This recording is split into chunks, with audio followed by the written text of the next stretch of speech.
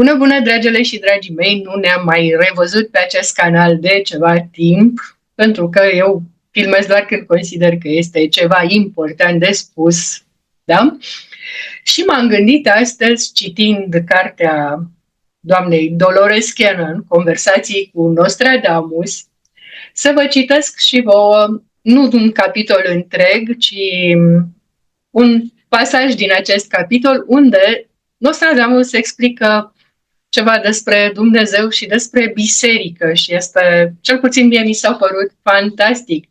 Deci, să citim. Fragmentul este dintr-o hipnoză realizată prin ceea ce numim noi telepat, dar de fapt medium, persoană cu capacități de conectare pe dincolo, da? Și doamna Dolores Cannon a intrat astfel în contact cu entitatea cunoscută de noi ca Nostradamus pentru a descifra sensul catrenelor. Și au avut mai multe conversații pe teme diverse, inclusiv aspecte care noi ne confruntăm cu ele astăzi, chiar și cu virus. Încep să citesc, deși discuția pornește de la creație, de la cum a făcut Dumnezeu, să spunem, omul și părerea bisericii în timp despre creația divină. Încep cu ce povestește doamna Dolores Cannon. Am întrebat dacă el chiar a folosit termenii microb sau virus sau dacă aceasta a fost interpretarea Brendei vis-a-vis de ceea ce îi se arăta. Deci, prin intermediar, Nostradamus transmitea concepte, informații doamnei Dolores Cannon.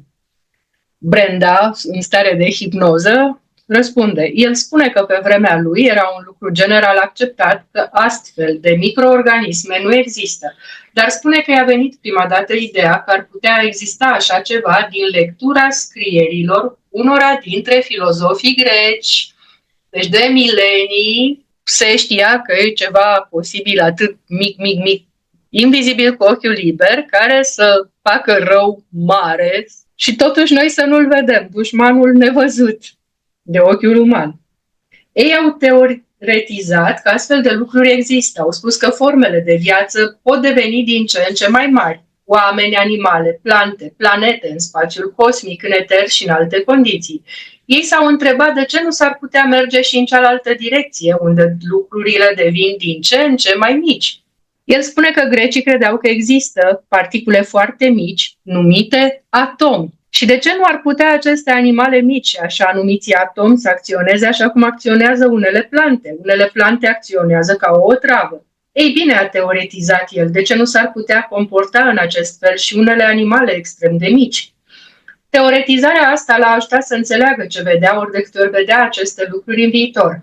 Și-a dat seama că eu înțeleg aceste concepte și că există denumiri pentru aceste concepte în limba mea, așa încât mi-a spus să le etichetez ca fiind microbi și virus. În propria sa înțelegere, el folosește cuvinte diferite. Uneori îi numește atom, așa cum ar face grecii, și alteori îi numește micuții sau animăluțele care fac asta. El spune că, de fapt, nu are un termen specific pentru acestea, pentru că nu i-a văzut niciodată, chiar nu știe ce sunt. Așa că atunci când nu este în transă, este doar un exercițiu teoretic sau mental, o diversiune mentală, să te gândești la astfel de lucruri. Așa încât ori de câte ori vede în generațiile viitoare că astfel de lucruri sunt recunoscute că există, se simte ca atunci când rezolvați cu succes un puzzle. Dolores Cannon întreabă, sunt foarte surprinsă să aflu că grecii știau despre aceste lucruri. Nu cred că suntem conștienți în perioada noastră de timp că aveau atât de multă cunoaștere. Brenda, canal pentru Nostradamus. El spune că unii oameni în perioada ta sunt conștienți că grecii aveau cunoștință despre astfel de lucruri. În general, nu este recunoscut faptul că grecii cunoșteau multe lucruri pe care ei deja le foloseau, deoarece existau mai multe școli de gândire în Grecia antică și unele dintre ele nu erau foarte populare. Cele care au fost populare, în special la romani, au fost școlile de gândire care s-au transmis de-a lungul secolelor și acestea de multe ori nu includeau conceptul de atom și alte astfel de concepte, deși există dovezi scrise ale unor școli de gândire care făceau asta. Dolores, în mod obișnuit se crede că pentru că nu au putut vedea aceste lucruri, nu ar fi putut ști despre ele. Nostradamus, da? Râde oarecum disprețuitor. El spune că oamenii de știință din timpul tău sunt foarte înguși la minte și proști ca să gândească astfel. El spune că grecii mai presus de orice au fost mari gânditori. Ei se gândeau mereu la lucrurile din jur și își dădeau seama ce se întâmplă. Nu trebuiau să vadă numai decât ceva pentru a concluziona în mod logic că ceva există. Un alt lucru care m-a intrigat a fost faptul că a vorbit despre ceilalți. I-am spus că sunt familiarizată cu acest termen, dar vreau să aflu ce știe el despre ei. El spune că nu știe multe despre ei, doar ceea ce a văzut în viziunile sale și ceea ce a putut presupune în mod logic. Spune că ei au mai multe credințe eretice, că dacă ar da glas la jumătate din ele, ar fi ars pe rug. Că dacă devine entuziasmat în acest moment, spune că în primul rând pământul nu este plat, ci este rotund. Dolores și are dreptate. Ei bine, el spune cu destulă aroganță, știu asta și râde. El spune că oricine are cât de cât cunoaștere, oricine are ochi să vadă, poate să spună că pământul nu se află în centrul universului. O altă minciună promovată de biserică. Și se îndoiește foarte mult și că soarele este în centrul universului. El spune că deoarece Dumnezeu este infinit și este infinit de puternic, cum putem spune că suntem singurele creații ale lui Dumnezeu care există? După părerea lui, deoarece Dumnezeu este un Dumnezeu infinit, trebuie să existe creații infinite ale lui Dumnezeu. El a văzut lucruri în viziunile sale și singurul mod în care le poate explica este că există mai multe creații ale lui Dumnezeu, alți oameni, alte animale și ființe, din alte părți ale universului.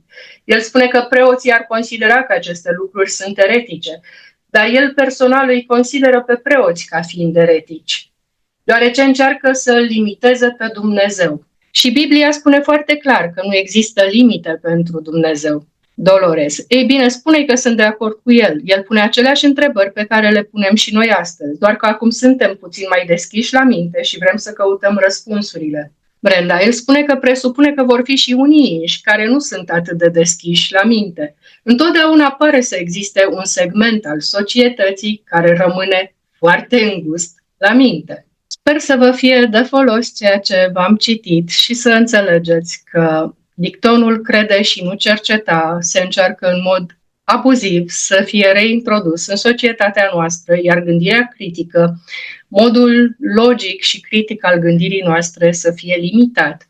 În ce scop? Mi se pare foarte drăguț și modul în care unii încearcă să ne convingă din nou că pământul este plat.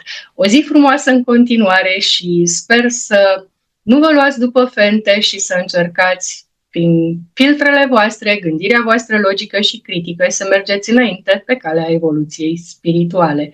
La revedere!